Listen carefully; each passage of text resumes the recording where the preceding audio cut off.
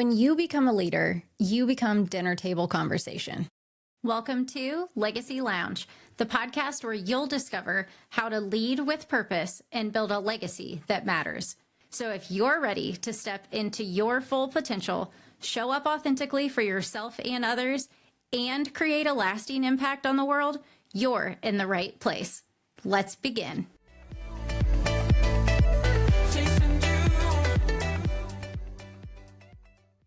Hey there, leaders. Welcome back to the Legacy Lounge podcast. I'm your host, Brenna Rollins-Williams, and today I want to share something special with you. It's a personal share, if you will, but it did help change the way that I think about leadership and legacy. It's a story that starts with a 6-year-old girl in a checkered princess dress, and it ends with a sidewalk breakdown in Reno. But more importantly, it's about the moment that I personally realized that every single day as a leader, you're not just making decisions for yourself. You are creating dinner table conversations. So let me take you back in time. I'm 6 years old, standing in my favorite checkered princess dress at my stepdad Vince's funeral. Now, Vince was not a CEO. He wasn't some corporate executive, high-level leader, but he was a sprint car driver. And he died way too young, at the age of 34, doing what he loves, racing. But here's what I'll never forget. As I was peeking out the window of the funeral home and saw the hundreds of people lined up down the sidewalk, they were not there to honor his trophies. They weren't there to honor his achievements, but they were there out of respect and to share stories about how he made them feel, how he showed up, how he treated people when nobody else was watching. That 6-year-old didn't fully understand what she was witnessing at the time, but she was getting a masterclass in what real legacy building looks like. Fast forward 20-something years later, and I found myself no longer in a checkered dress, but in a red shirt and denim at work in a parking lot of my store in Reno. I was Target's youngest district senior director at the age of 28. And I was managing over $500 million in operations, thousands of team members, and 10 Target stores, okay? On paper, I was killing it. But my boss just asked me to cover up something unethical. And in that moment, staring at the casino lights, I remembered that 6-year-old girl at the funeral. Me. I remembered all those people lined up, not for what Vince had achieved, but for who he was. And I realized this is it. When you do become a leader at any level, you also become dinner table conversation. Think about it right now, tonight, even as you're listening to this, someone who reports to you or is a peer of yours, maybe even your boss, they're going to go home and likely talk about you. Maybe it's your direct report telling their spouse about a meeting that you had the exact same day. But maybe it's a colleague sharing with their kids what happened in a team meeting. Maybe it's somebody that you barely interacted with, but they noticed how you handled a difficult situation. The question isn't whether people are talking about you. They are. The question is, what story are they telling? You know, I spent years thinking leadership was about hitting the metrics, climbing the ladder, getting the corner office with the view, and I became really good at managing tasks and really bad at leading humans. I was so focused on the quarterly reports that I forgot about the daily reports, the reports that people were giving me about their kitchen tables. That's the most important one to me as a leader. And I remembered that because I had to relearn it in the hard way.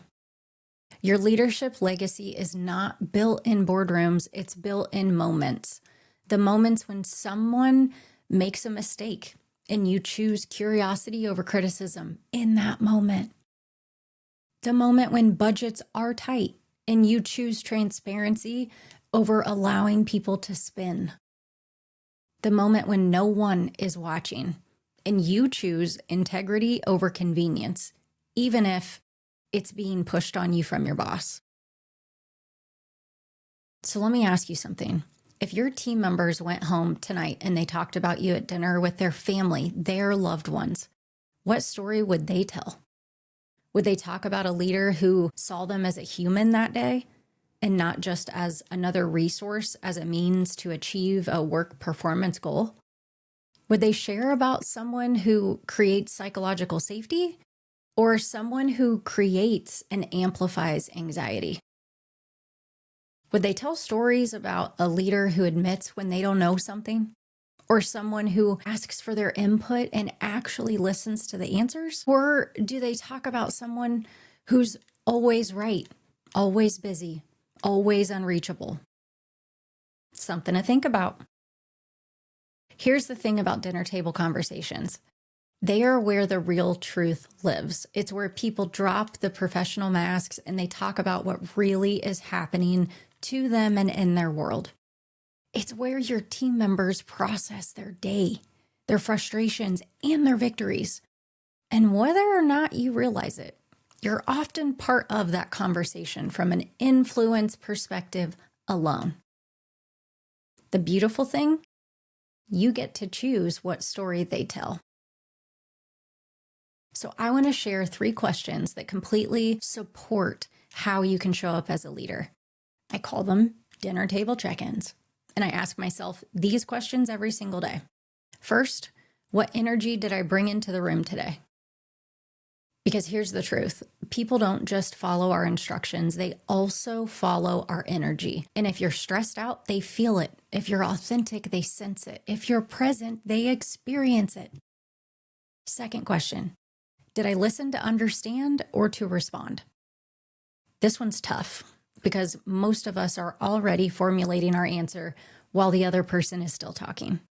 But real leadership happens when you listen with your whole attention, not just your ears.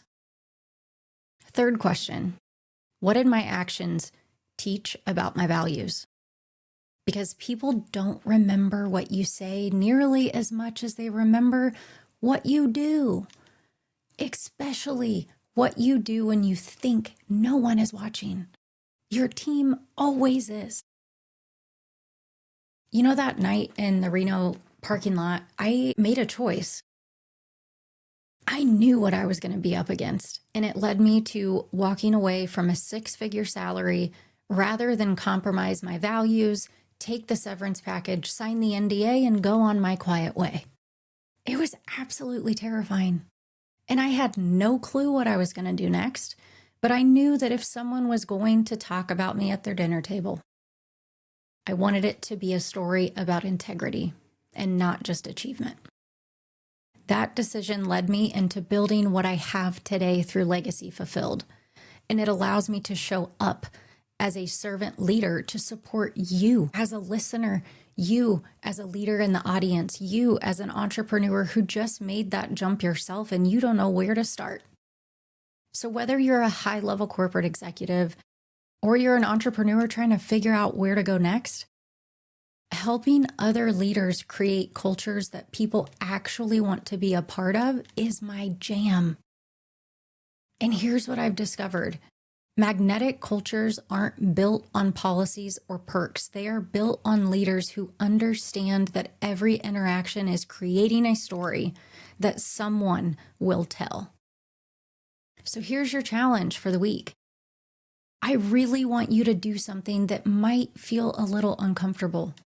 Ask somebody you trust, maybe a direct report, maybe a peer. What's it like to be on the other side of me? Don't defend their answer. Don't explain it. Just listen. Because the gap between how we think we're showing up and how we're actually being experienced, that gap is where our real growth lies. And remember, every day you have the ability to create dinner table conversation. You are regardless. So the real question is, are you creating stories that people want to tell or stories that they feel they have to tell? That's a wrap for this episode of The Legacy Lounge. I hope it resonated with you. I would love to hear from you. I would love to hear about it and what comes to mind as you listen to this. Send me a message on LinkedIn. Let me know what dinner table story you're committed to creating. And hey, if you know another leader who needs to hear this message too, share the episode with them. Because the world needs more leaders. Look around. We need leaders who understand that when you step into a leadership role, you're not just taking on that role. You're also becoming a part of people's stories. Until next time, keep on leading with purpose. And remember, you are always creating dinner table conversations. So make it count.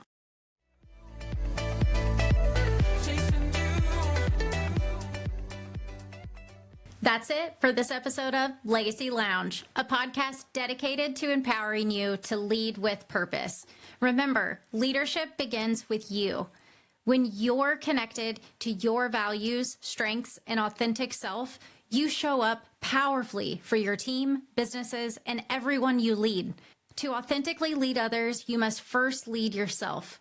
I challenge you to consider, how are you investing in your personal growth to create a legacy that you envision? Thank you for joining me in the Legacy Lounge. If this episode sparked any thoughts or inspired action, I'd love to hear from you. I'm your host, Brenna Rollins-Williams. Connect with me on LinkedIn or other socials, and let's continue the conversation. Remember, your legacy is built one intentional step at a time.